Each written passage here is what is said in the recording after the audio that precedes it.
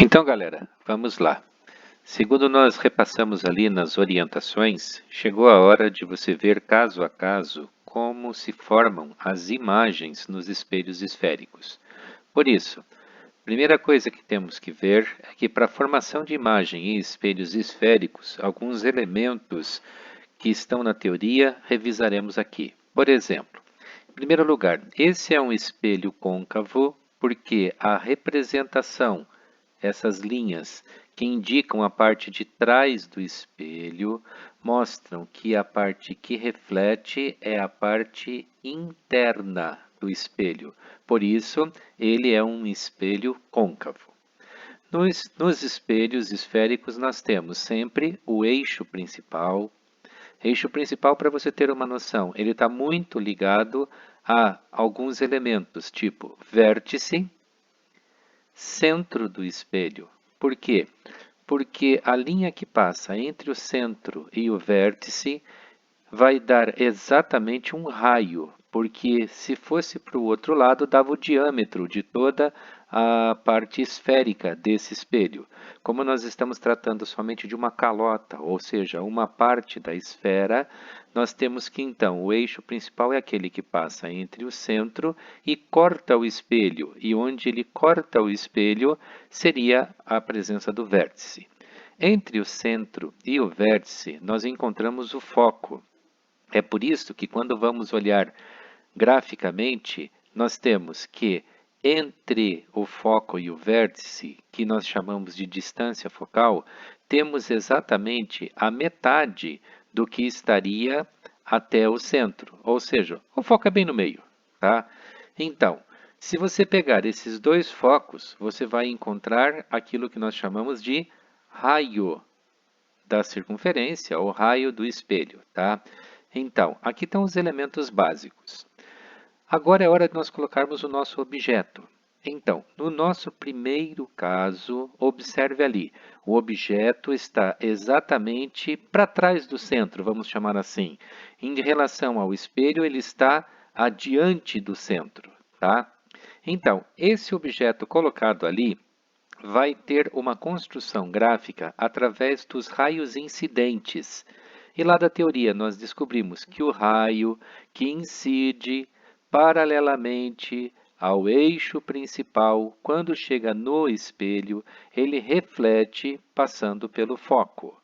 Então está lá um dos nossos raios notáveis. Outro raio notável diz que, passando pelo objeto e pelo centro, este raio incidente volta sobre ele mesmo. Ou seja, nós temos aqui dois raios notáveis que se cruzam. Aonde eles se cruzam? Exatamente ali aonde forma-se a imagem. Tendo tudo isso, está na hora então de nós darmos as características dessa imagem. Então, segundo a teoria vista, uma imagem pode ser real ou virtual. Então, no nosso caso aqui, a gente já está sublinhando que ela é real. Por quê? Por dois motivos básicos para a gente poder entender, tá? Primeiro, porque essa imagem formou-se na frente do espelho e não atrás dele. Mas também tem uma outra definição. Essa imagem é real porque ela se forma no cruzamento dos dois raios.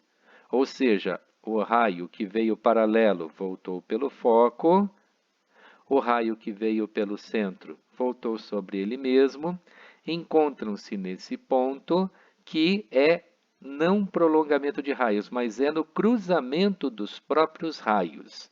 Isso vai ficar mais claro quando a gente olhar o espelho convexo. Mas então, essa imagem ela é real, está formando na frente do espelho. Outra característica que ela é uma imagem invertida, ela não é direita. Como assim?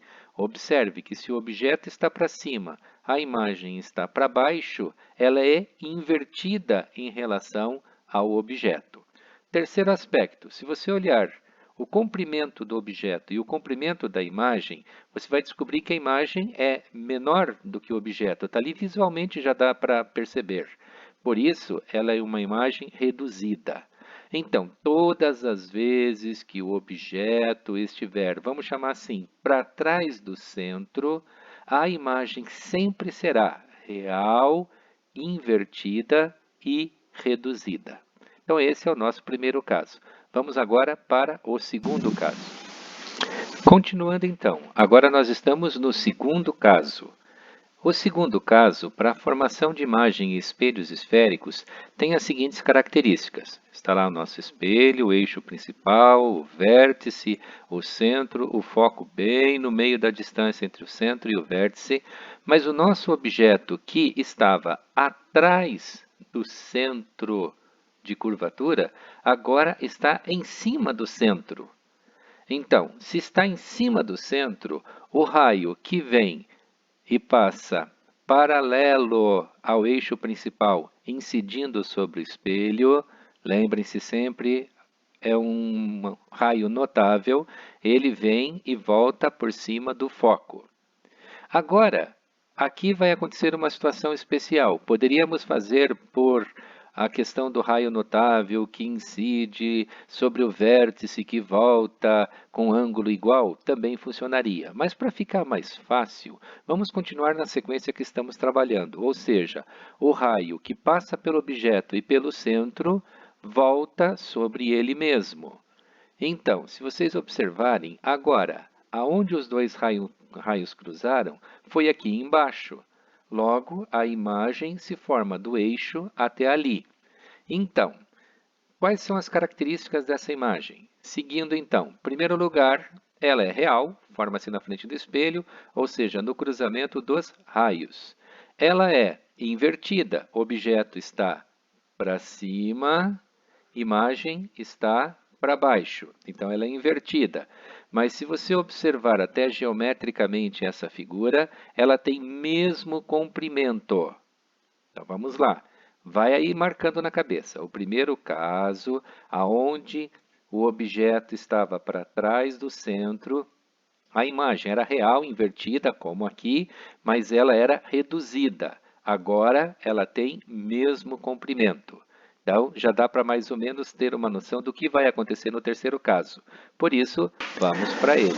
Vamos nós para o terceiro caso. Bom, no terceiro caso, de formação de imagem em espelhos esféricos, temos o espelho, eixo principal, vértice, centro, foco, e agora é hora de vermos aonde o objeto vai ser colocado. Então tá, lembre-se que anteriormente tinha o primeiro caso, objeto para trás do centro, segundo caso, sobre o centro. Agora nós vamos colocar o objeto entre o centro e o foco.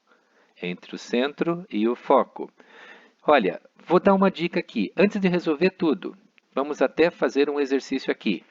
No primeiro caso, dava real, invertida e reduzida. No segundo caso, dava real, invertida, mesmo tamanho, mesmo comprimento. Já imaginaram o que vai acontecer agora? Então vamos descobrir. Então vamos lá.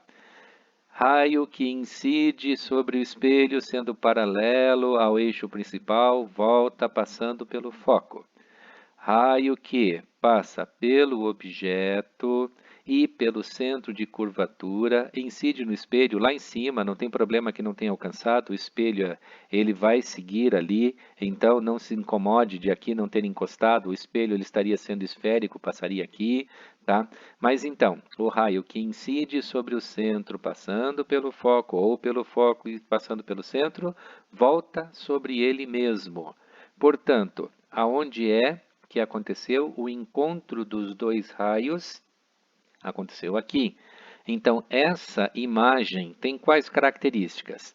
É real, na frente do espelho, é invertida, objeto para cima do eixo, imagem para baixo do eixo, mas agora ela é ampliada, tá? É ampliada e então você pode perceber que o primeiro caso tinha dado reduzida, o segundo mesmo comprimento, o terceiro deu ampliada. Então, tranquilo, já temos aí os três primeiros casos.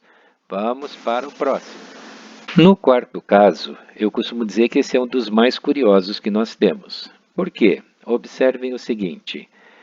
Para a formação da imagem, vamos colocar lá, o espelho côncavo, o eixo, vértice, centro, foco e objeto em cima do foco. Olhem bem, o objeto agora está sobre o foco. Então, o raio que incide paralelo ao eixo principal volta passando pelo foco. Perfeito. O raio que incide passando pelo centro retorna sobre ele mesmo. O detalhe é que essa construção geométrica que você está vendo aqui, ela tem uma característica. Os raios refletidos são paralelos. Se eles são paralelos, eles nunca se encontram. Se eles nunca se encontram, não tem um ponto específico aonde formaria a imagem. Então, neste caso, é um caso excepcional, bem interessante. A imagem é considerada imprópria, ou seja, não forma imagem, tá? A brincadeira que a gente faz é que esse é o espelho de vampiro, né? Vampiro para na frente do espelho e não tem imagem. Então, se você parar na frente de um espelho desse, você não terá sua imagem refletida. Isso é uma construção geométrica e uma construção prática. Existem aí no mundo diversos espelhos construídos dessa forma, principalmente naquelas casas de espelhos de parque de diversão. É um espelho bem difícil de construir, bastante caro, mas existe sim. E se não me falha a memória, é no Museu do Louvre que tem um desse. Ou seja, você para na frente do espelho, antes de chegar nele você está vendo a sua imagem, quando você chega em determinado ponto, que é exatamente o foco, a sua imagem desaparece. Então, este é o nosso quarto caso. O caso onde a imagem é imprópria. Então, não é nem reduzida, nem ampliada, não é real, não é virtual. Por quê? Porque simplesmente não forma imagem. Então, vamos para o próximo caso. Vamos agora ao quinto caso, e neste nós podemos concluir todo o estudo dos espelhos côncavos. Por quê? Observe, vamos lá, formação da imagem, ali está o espelho, o eixo principal, o vértice, o centro, o foco. Nós já havíamos colocado um objeto anterior ao centro, sobre o centro, entre o centro e o foco, sobre o foco. Só faltou agora a gente colocar um objeto entre o foco e o vértice. Colocando esse objeto entre o foco e o vértice, nós temos que o raio que incide paralelo ao eixo principal retorna pelo foco. Vou fazer uma coisa antecipando, já vou mostrar para vocês. Esse raio vai ter que ser prolongado lá para trás do espelho, você já vai descobrir por quê.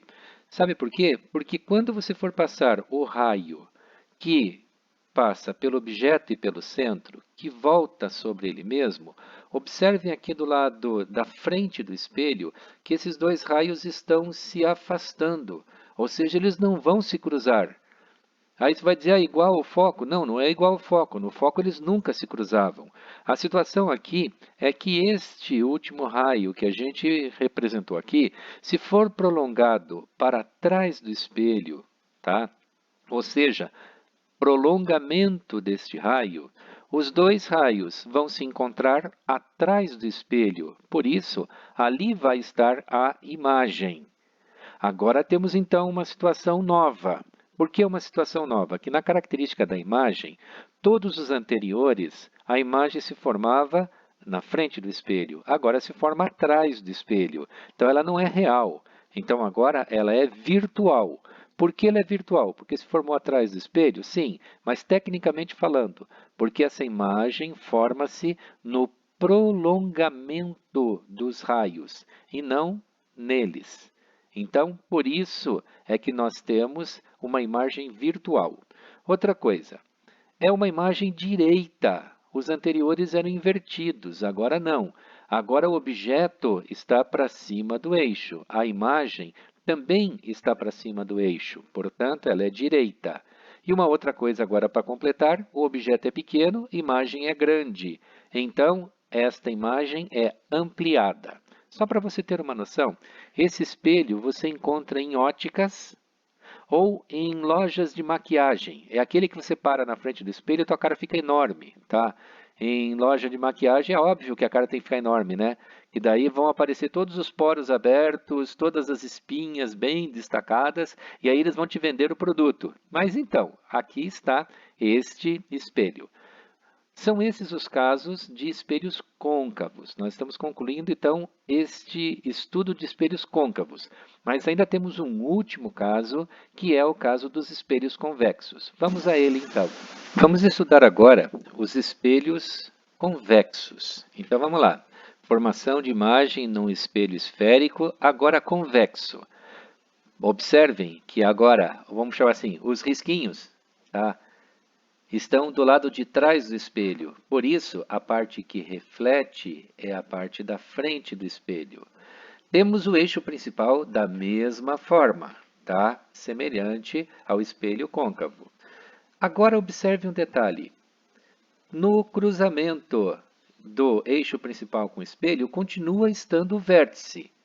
Mas quando a gente for marcar o foco, observe um detalhe. O foco agora está atrás do espelho. Ele não está mais na frente do espelho, porque a curvatura está aqui. Vou pôr até o centro junto também, está ali o centro, tá? Observem que o centro do espelho é do lado de cá, mas a parte refletora é a parte de fora. Portanto, tanto foco quanto centro em espelhos convexos são chamados de virtuais, tá? Ou seja, foco virtual, centro virtual também, tá? Porque estão atrás do espelho. O que mais que nós temos? Nós temos a situação agora de que a distância focal continua ali, o raio continua ali, só que agora tudo acontecendo na parte de trás do espelho. Bom, lembram que no caso dos espelhos côncavos, nós tínhamos 5 situações. Agora, quando a gente coloca o objeto na frente de um espelho convexo, tanto faz colocá-lo mais perto ou mais longe do espelho, não vai mudar nada na situação geométrica.